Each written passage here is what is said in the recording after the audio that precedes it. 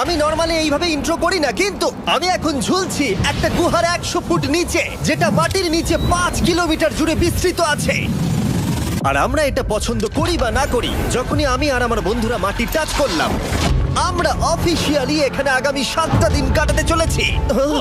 বাবারে, এটা আমার জীবনে করা সবথেকে ভয়ঙ্কর জিনিস। প্রথমত, আমাদের এখন এখান থেকে অনেকটা দূরে যেতে হবে। কেন? যদি ঝড় বৃষ্টি হয় তাহলে এই পুরো জায়গাটা জলে ভরে যেতে পারে, আর সমুদ্রের মতো ঢেউ এসে সবাইকে ভাসিয়ে নিয়ে যেতে পারে। সেই জন্য আমাদের আরো ভিতরে যেতে হবে একটা বেস ক্যাম্প বানানোর জন্য। ভাই এটা পুরো পাগলাম। এটা একটা অন্য জগৎ মনে হচ্ছে। এই কেভ এন্ট্রান্সটা হয়তো দেখতে সুন্দর, কিন্তু দেখে যা মনে হচ্ছে আসলে তা নয়। আর আমরা হয়তো জানি না যে আগামী 7টা দিন আমাদের জীবনের সব থেকে কঠিন সময় হতে চলেছে।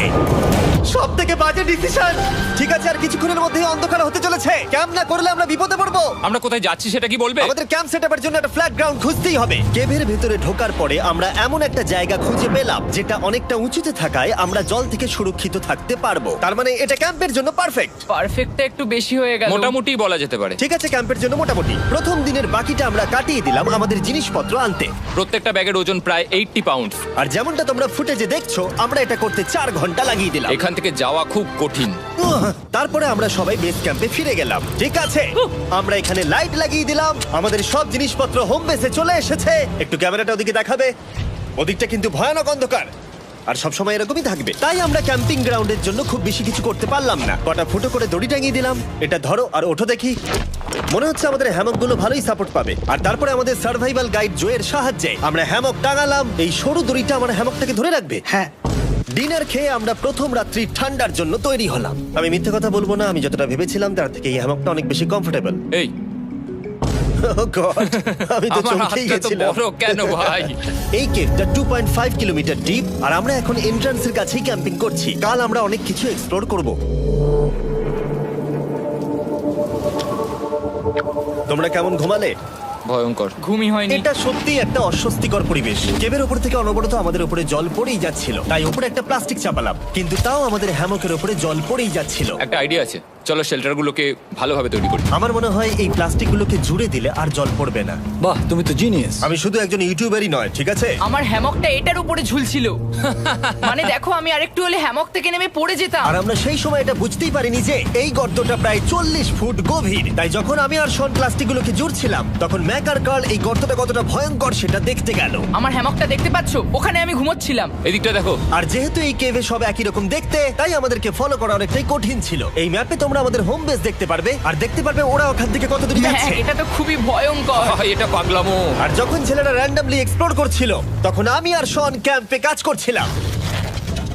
এই স্লিপিং ব্যাগটা এখানে কেন পড়ে? কারণ এটার থেকে পিয়ের গন্ধ বেরোচ্ছে। ইয়া, এটার থেকে শেখা উচিত স্লিপিং ব্যাগ ভাড়া নিতে নেই।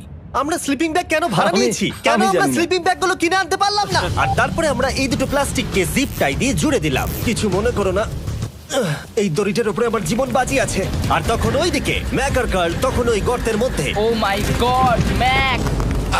আর শেষ পর্যন্ত ওরা একদম নিচে পৌঁছে গেল। এই! আমি তো ভাবলাম সবাই ক্যাম্প নিয়ে কাজ করবে। আমরা শুধু দেখাচ্ছিলাম জায়গাটা কতটা ভয়ঙ্কর। না পড়লেই হবে, তোমাদের স্কিল নেই। আচ্ছা ঠিক আছে। আর যদিও ওদের এবার ফিরে আসা উচিত ছিল, কিন্তু কাল আর ম্যাক এটা কতটা গভীর সেটা দেখানোর চেষ্টা করলো। ভাই এটা দেখতে দারুণ লাগছে। তুমি কি নদীটাকে পার করতে পারবে? কিন্তু ওরা এটা জানে না যে এই রিভারটা এই কেভের গোটাটাই জুড়ে আছে। তার মানে এর মধ্যেও আমাদের কিছুটা সময় কাটাতে হতেই পারে। ওই তো ওরা এসে গেছে। এসো। তোমরা রান্না করে রেখেছো তো? হ্যাঁ, রান্না করেছি। ঠিক বলেছ। একটা নতুন বাড়ি, ঠিক বলেছি তো? একদম। এখন আমাদের একটা ছাদ আছে। আর এটা তো দারুণ। জিমি রান্না বেশ ভালোই আর করেছে। আমরা আমাদের ফায়ার পিটটাকে এই সুন্দর জায়গাটাতে নিয়ে এসেছি। জায়গাটা কেমন? বেশ গরম। আরামদায়ক। এই পাথরগুলো গরমটাকে ধরে রাখবে এবং ওপর থেকে যে পি পড়ছে সেগুলোকে আটকে দেবে। ওটা পি নয়। তাহলে ওটাকে কি বলবো? যদি জানি না, হয়তো বৃষ্টির জল হবে বা না, এটা বৃষ্টি নয়, না, পাথর মানে ইয়ে তুমি- করছে। এই একটু উপরে দেখাও। তুমি মেঘ দেখতে পাচ্ছো? পাথর দেখা যাচ্ছে। এটা বৃষ্টি নয়, রক পি। Rock P. ঠিক আছে, রক পি। ঠিক আছে, এটা রক পি। আর একটা শুকনো রাত ঘুমিয়ে কাটাবার পরে আমরা ঠিক করলাম জো আমাদের সার্ভাইভাল এক্সপার্ট, তাকে নিয়ে আমরা কেভের শেষ প্রান্ত অব্দি যাব। Cave, cave! Cave, cave, cave! Cave. Cave! দেখা যাক আমরা কেভের কতটা গভীরে যেতে পারি। তোমরা কিন্তু মনে রাখবে আমরা সবেমাত্র কেভের এন্ট্রান্সের দিকেই আছি, আর আমাদের ইচ্ছা এই কেভের শেষ প্রান্ত অব্দি যাওয়া, অবশ্যই না মরে গিয়ে। ও মাই গড, এটা তো খুবই স্টিফ। আরে এটা তো সবে শুরু। আমরা কেভের আরো গভীরে এসেছি। তোমরা সবাই সাবধানে আসবে। এটা খুবই ছোট জায়গা, আমার মনে হয় না এখান থেকে আমি যেতে পারবো। কেভ এক্সপ্লোরের ইন্টারেস্টিং জিনিসটা হলো যা হোক করে আমাদের এই ছোট্ট ফাঁকগুলোর মধ্য দিয়ে এগিয়ে যেতে হবে। ও মাই গড, খুব ছোট জায়গা। আর তারপরেই খুব বড় একটা জায়গা আসবে, সেটা এতটাই বড় যে কিছু না দেখতে পাওয়ার জন্য এটা করতে হলো। ও মাই গড। এবার আমি সব দেখতে পাচ্ছি, এটা দুর্দান্ত। এটার তো অনেক আলো। ভাই জায়গাটা কতটা সুন্দর দেখো। বাপরে কি আলো, আমি তো তাকাতেই পারছি না। আমি তো অন্ধ হয়ে যাব মনে হচ্ছে। এ বাবা, এটা কি হলো? আমরা বোধহয় ঠিক মতো এটাকে ব্যবহার করতে জানতামই না। চলো এগিয়ে যাই। আর তাই আমরা এগোতে থাকলাম। এই যে এই জায়গাগুলো, এগুলো খুব ভালো ধরার এখানে? জায়গা। এগুলো ধরে এখান থেকে পা ঘুরিয়ে চলে আসতে পারবে। এইভাবে কি? একদম পারফেক্ট। জো সব থেকে ভালো কেভ গাইড।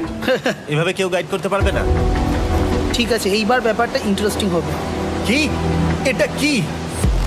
এখান থেকে আমাদের ওয়েট শুট পরে সাঁতার কেটে যেতে হবে।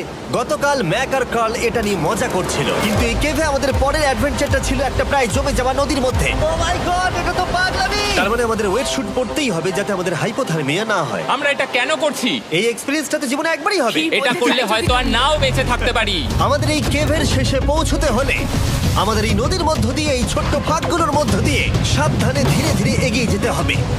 আস্তে আস্তে নামো, স্রোতের কারণে পা পেছনে টানতে পারে। ঠিক আছে, আমি তাহলে নামছি। তুমি ওই দেয়ালগুলো ধরে ধরে এগোতে থাকো আস্তে এটা তো আস্তে। খুব ঠান্ডা। তুমি পারবে জিমি। জানি না এখানে ঢুকতে পারবো কি না। জিমি, এবার তুমি জল থেকে উঠে দাঁড়িয়ে পড়ো। এটা সত্যি একটা পাগলামি। এখানে কি ঠান্ডা! যখন তোমরা খুব ঠান্ডা জলের মধ্যে থাকবে তখন একটা পাথরকে ধরে এগিয়ে চলা খুব কঠিন হবে। ও মাই গড, এটা সত্যি পাগলামি। ম্যাক, গড, চলে এসো। আমার ভয় লাগছে। চলো চলো, পারবে। ভাই। এগোতে থাকো, পেছন দিকে তাকিও না।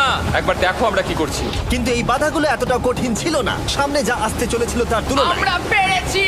কেভ কেভ কেভ এই, কেভ। একটা কথা শোনো, আমরা 10% আসিনি। তার মানে এখনো আমরা শুধুমাত্র সারফেসেই রয়েছি, আর শেষ প্রান্তে পৌঁছতে হলে আমাদেরকে আরো 2 কিলোমিটার যেতে হবে। যেরকম তোমরা দেখতে পাচ্ছ এখানে 24/7 বৃষ্টি হয়, তাই আমি একটা আড্ডা মারার জায়গা তৈরি করেছি যেখানে আমরা কেউ ভিজবো না। আমি ভাবছি আমি যদি এটা না বানাতাম তাহলে কি হতো। আমি নিশ্চিত যে ওদের একটা ভেজা পাথরের উপর শুতে হতো।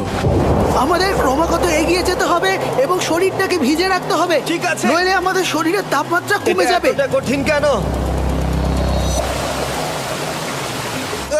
সব থেকে বাজে ব্যাপার হলো আমরা যতটাই দিকে এগোবো ততটাই আমাদের পিছন দিকে ক্যাম্পে ফিরতে হবে। আমাদের পরের বাধাটা হয়তো জলের মধ্যে নয়, কিন্তু তার মানে এটা নয় যে সেটা সহজ হবে। আরে এটা কি মাকড়সার জাল? কিন্তু আমি মাকড়সা দেখতে পাচ্ছি না তার কেন? মানে ওটা আমাদের উপরে আছে। আরে তোমার গায়ে, তোমার গায়ে। আমার বন্ধুরা বলতে বাজে, এই গেমটা মিস্টার বিস ভিডিওর মতো, যত এগোবে ততই কঠিন হবে। সত্যি কথা বলতে যদি আমাদের সাথে জো না থাকতো আমরা মরেই যেতাম। আর 3 ঘন্টা পরে জো আমাদের জন্য একটা বাজে খবর নিয়ে এলো। জল অনেকটা বেড়ে গেছে আর আমরা অনেকটা সময় লাগিয়ে ফেলেছি, তাই আজকে আমাদের আবার ক্যাম্পে ফিরে যেতে হবে। আমি মানবো না। তুমি সেফটি এক্সপার্টের কথা অমান্য করতে পারো না। আমি এটা মানবো না। সত্যি কথা বলতে আমাদেরকে ফিরতেই হতো, কারণ এর আগে আমরা শুট করতে অনেকটাই সময় নষ্ট করে দিয়েছি, তারপর ফ্লেয়ার নিয়ে খেলেছি, তাই আমরা ফিরে যাচ্ছি। আর এই মিশনটা আমরা পরের দিন আবার শুরু করব। শন, আমরা এসে গেছি। আরে তুমি এখানে কি করছিলে? এখন তোমরা কেউ ভিজবে না। আমি তো জানতামই না এই লাইটগুলো আমরা এনেছি। এগুলো দারুণ লাগছে তাই না? দুঃখের বিষয় আজকে আমরা মাত্র 20% এগোতে পেরেছি, কিন্তু বিশ্বাস করো আমরা শেষ পর্যন্ত অবশ্যই যাব আগামী কয়েকদিনের মধ্যেই। আমার মনে হয় না। কোনোদিনই হবে না। আমি তো বললাম। আমরা ডে 4টা রেস্ট নেব আর ডে 5-এ চেষ্টা করব এই কেভের শেষ অবধি যাবার। দেখা যাক কি হয়। ডে 3-তে মজা হলো, কালকে আবার দেখা হচ্ছে। আর কেভের ভিতরে 3টে খুব বাজে রাত কাটাবার পরে পরের দিন সকালে আমাদের মাথায় শুধু একটাই কথা আসছিল, আমার একটা হট শাওয়ার চাই, তবে আমি এখন একটু শান্তি পাবো। ও এখন শাওয়ার পেলে কিন্তু দারুণ হয়। আমি চান করিনি প্রায় 3-4 দিন হয়ে গেল। তোমরা নিশ্চয়ই জানো কেভের মধ্যে শাওয়ার করা সম্ভব নয়। আমাদের অনেকটা পথ হেঁটে সাবধানে আগের রিভার বেডের কাছে পৌঁছতে হলো। ও মাই গড! আমি আমার ব্রেনকে ফিল করতে পারছি। আমি এভাবে ব্রেনকে ফিল আমার করিনি। কপালটা জমে গেল পুরো। চলো ড্রোন দিয়ে মাথার চুলগুলো শুকিয়ে নি। এদিকে এসো ড্রোন। ও দাঁড়াও দাঁড়াও দাঁড়াও, এটা কিন্তু কাজ করছে। হ্যাঁ, দারুণ কাজ করছে। ড্রোন থাকতে হেয়ার ড্রায়ারের কি দরকার? আর চুল শুকানোর পর আমরা জোয়ের সাথে জার্নির প্ল্যান করতে বসলাম। এটা কি জো? এটাই কেভের ম্যাপ। আগেরবার আমাদের থামতে হয়েছিল কারণ জল খুব জোরে বইছিল। এখন বৃষ্টি কম হচ্ছে, তাই কালকে আমরা নিশ্চয়ই এই কেভের শেষে পৌঁছে যাব। এটা ভয়ঙ্কর হতে চলেছে। প্রথমে আমাদের কালকে যেখান দিয়ে গেলাম সেখান দিয়ে আগে যেতে হবে। জলের মধ্যে ঝাঁপ দিতে হবে এবং পাথর দেখে হাঁটতে হবে। এগুলো সবকটা আমরা যদি পার করতে পারি তাহলে আমরা গ্লো ওয়ার্ম চেম্বারে পৌঁছে যাব। কেমন দেখতে তুমি সেটা বলো না, আমি তোমাদেরকে সারপ্রাইজ দিতে চাই। তোমার মনে হয় আমরা পারবো? ওইসব বাদ দাও, আমরা ঠিক কালকে পৌঁছে যাবো। কালকের প্ল্যান আমরা চক আউট করে নিয়েছি। আমরা রেস্ট করছি আর ফেস্টিভ্যাল স্মোর্টস খাচ্ছি আমাদের এনার্জি রিগেন করতে। সবাইকে চিয়ার্স। Yippee! জো এই প্রথমবার ফেস্টিভ্যাল Oh, স্মোর্টস দারুণ। খাচ্ছে। জো সত্যি কথা বলবে। এটা দারুণ, তাহলে ভালো লাগলো? দারুণ লেগেছে। আমরা এই চকলেটটা আগে কেন বের করিনি? এটা এমনি চকলেটের থেকে 10 গুণ ভালো খেতে। সত্যি কথা বলতে তোমরা যদি ফেস্টিভ্যালের সাথে স্মোর্টস ট্রাই না করে থাকো তাহলে তোমরা মিস করছো। কালকে আমরা পুরো কেভটা এক্সপ্লোর করব, দেখা হচ্ছে। তাই আমরা ভালো করে ঘুমানোর চেষ্টা করলাম আর কালকের প্রিপারেশন নিলাম কেভের শেষে যাওয়ার জন্য। আমরা আমাদের জীবনের সবথেকে ডেঞ্জারাস জার্নি করতে চলেছি। ডে 3 এর অভিজ্ঞতা মাথায় রেখে আমরা কম শুট করেছি যাতে আমরা সামনের দিকে তাড়াতাড়ি এগোতে পারি। জলটা খুব ঠান্ডা হ্যাঁ, আগের দিনের মতোই খুব ভালো। এই তো আর যাতে আমরা সবাই বেঁচে ফিরতে পারি তাই জো ছাড়াও আরেকজন সার্ভাইভাল এক্সপার্টকে আমরা নিয়ে এসেছিলাম। এখানে আমরা ডে 3 তে আটকে গেছিলাম। এখন আমরা কি করব? এবারে আমরা অনেক তাড়াতাড়ি এসেছি। আমাদের পিছনে ঘন অন্ধকার। কোথায় যাব? এই রাস্তাটা অনেক সরু এবং হ্যাঁ। স্রোত প্রচুর বেশি, তাই আমরা দেয়ালগুলো ধরে ধরে আস্তে আস্তে এগোবো। এই যে এইভাবে। ও হ্যাঁ, God! এই রকটায় জাম্প করো। কয়েকটা ভালো পাথর আছে যেগুলোকে তুমি ধরে এগোতে পারবে। আরে এখানটা তো অনেক অন্ধকার। আমি আর পা পাচ্ছি না, আমি এখন মাটিতে আর পাই পাচ্ছি না। যেহেতু আমরা মাটিতে পা পাচ্ছিলাম না তার মানে যদি আমরা পাথর ছেড়ে দিই তাহলে এই জলের স্রোত আমাদেরকে ভাসিয়ে নিয়ে যেতে পারে। জো আমরা কি করব? আমি এটা ধরে এসেছি, তুমি এটা ঠিক আছে, ধরো। আমি তো দেখতেও পাচ্ছি না কোথায় যাচ্ছি। জো স্রোত আমাকে ভাসিয়ে নিয়ে চলে যাচ্ছে। আমি তুমি করবো কি করে? পারবে, পারবে। শুধু মুখটা এখান থেকে ঢুকিয়ে দাও, আমি হেল্প করছি। এখানে আমি ঢুকবো? হ্যাঁ, এই গর্তের মধ্যে। এই তো খুব ভালো। এটা আমার জীবনের সবথেকে বিপজ্জনক অ্যাডভেঞ্চার। আমরা এখন কেভের অনেক গভীরে চলে এসেছি আর এবার আমাদের সামনে প্রথম বড় বাধা। এখানে জলের একটা ঘূর্ণাবর্ত আছে, যদি তুমি এর মধ্যে পড়ে যাও তাহলে তোমাকে একদম নিচে নিয়ে চলে যাবে। মানে আমরা পড়ে গেলে মরে যেতে পারি। হ্যাঁ, মানে আমরা মৃত্যুর সাথে খেলা করছি। এটা এতটা বিপজ্জনক হতে পারে আমি সত্যিই ভাবিনি। খুব ভালো। এই তো। তাহলে কি আমার পা এখানে হ্যাঁ, রাখবো? রাখো রাখো। ঠিক আছে, এই তো আমি পেরেছি। এটা আমার ভাবনার থেকেও বেশি কঠিন ছিল। এই নদীটা কতটা শক্তিশালী এই গোটা কেভটাকে তৈরি করেছে। কিন্তু মজার ব্যাপার হলো আমরা পাথরের মতো শক্তিশালী নই। আমি শুধুমাত্র মানুষের মতোই শক্তিশালী। সৌভাগ্যবশত কাল এই অ্যাডভেঞ্চারে লিড করেনি, তার বদলে আমরা একজন অ্যাভেঞ্জার জোকে পেয়েছি। ও কতটা এক্সপার্ট তার প্রমাণ হিসেবে বলতে পারি। সে লিটারালি কতটা ওপর থেকে আমাদেরকে নদীতে ঝাঁপ দিয়ে দেখালো। ও মাই গড, এটা পাগলামি। কে বললো এটা পাগলামি? এটা তো আমার কাছে খুবই সহজ। আমি এটা করব। তুমি কোনোভাবেই এটা করতে পারবে না। আরে কি বলছোটা কি তুমি? আমি এক্ষুনি করতে চাই। চলো যাচ্ছি Joe. God speed back. Jimmy আমার সাথে যা যা করেছে তার কাছে এটা তো কিছুই নয়। 3, 2, 1।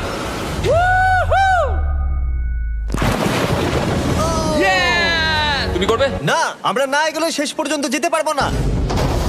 ও মাই গড, আমাদের নিচের দিকে যেতে হবে। আমরা সবসময় স্রোতের উল্টো দিকে কেন যাই? এখন শুধু আমি ভেসে ভেসেই যেতে পারবো, আর কিছু না। এই জলের তলায় অনেক ধারালো পাথর আছে, তোমরা সেগুলোকে দেখতে পাবে না, তাই সাবধানে পা ফেলবে। ও মাই গড, আবার এটা গভীর আরে হচ্ছে। আমার পা তো কিছুর উপরে রাখতে হবে। ছোট পাথরগুলোই একমাত্র বাধা ছিল না, মনে হচ্ছে আমাদের প্রতিটা পদক্ষেপে। ও ভাই, আমি কিচ্ছু দেখতে পাচ্ছি না। এটা খুব ভয়ঙ্কর। কেভটা আরো অন্ধকার হয়ে আসছিল এবং আরো সরু। আর তখন আমরা জানতাম না যে আমরা ফিনিশ লাইন অব্দি পৌঁছতে পারবো কিনা। আমি ক্লান্ত হয়ে পড়েছি। এই কেভে আরো কঠিন বাধা আসার আগে তোমাদেরকে আমি কিছু দেখাতে চাইবো। জো, তোমার ব্যাগটা দাও। Thank you. তুমি জানো এর মধ্যে কি আছে? না, জানি না কি আছে। Brand new mister beast lab swamp. সত্যি কথা বলছি, গত 5 ঘন্টা ধরে যেহেতু আমি অনেক পরিশ্রম করেছি তাই কোনো মতেই এখন এটা আমি বলার মতো অবস্থায় নেই। তাই এটা শুট করার 1 মাস পরে আমি পুরো কেপ সেটটা তৈরি করলাম ফিউচার জিমি নেম ট্যাগ দিয়ে। তারপরে বললাম, হে আমি ফিউচার জিমি, আর আমি এখন তোমাদেরকে বলবো brand new toy line of mister beast lab swamp সম্পর্কে। এটা একটা কালেক্টেবল টয় লাইন আর এখানে 119টা ইউনিক ডিজাইন ক্যারেক্টারও আছে যা তোমরা কালেক্ট করতে পারো। আর সবথেকে দারুণ ব্যাপারটা হলো কোন ক্যারেক্টারটা তুমি পেয়েছো সেটা জানতে হলে এই টিউবে ওয়াটার দিয়ে নাড়াতে হবে আর তোমার সোয়ামস তোমার সামনে চলে আসবে।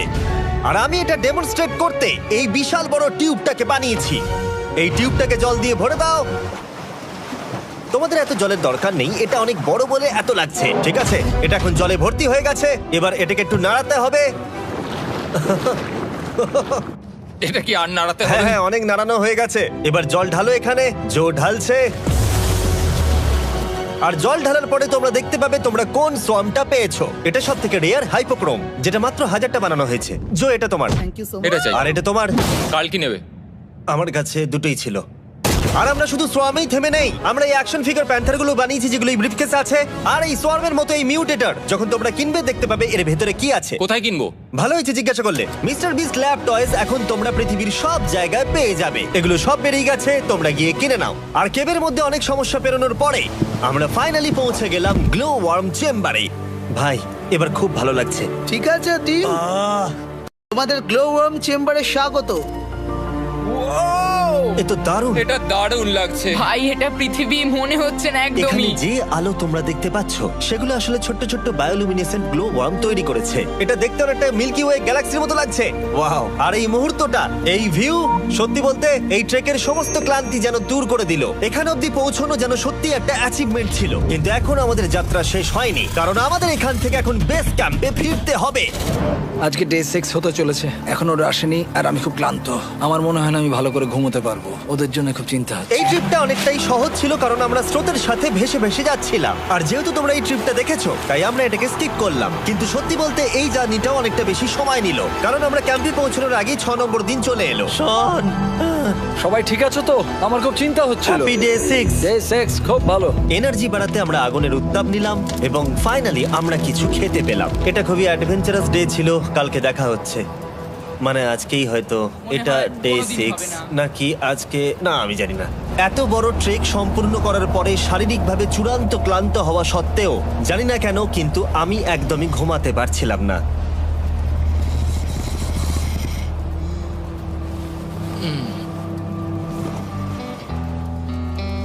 আমি 7 দিন সলিটারি কনফাইনমেন্টে কাটিয়েছি, কবরে কাটিয়েছি, 7 দিন রাফটে থেকেছি। কিন্তু সত্যি কথা বলতে এটা সবার থেকে বেশি কঠিন ছিল, কারণ সব সময় ভিজে, ঠান্ডা, প্রত্যেক মুহূর্তে এই পাথরগুলো শরীরে ব্যথা দিচ্ছে।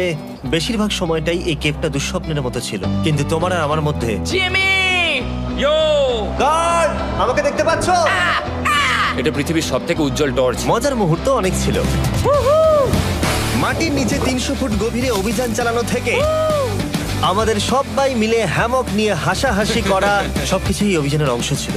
যেহেতু আমাদের সঙ্গ দারুণ, চলো তিমির মতো আওয়াজ করো। তাই এই ভিজে, ঠান্ডা, পাথুরে অদ্ভুত কেভের ট্রিপটা বদলে গেল আমাদের জীবনের সব থেকে সুন্দর মুহূর্তে।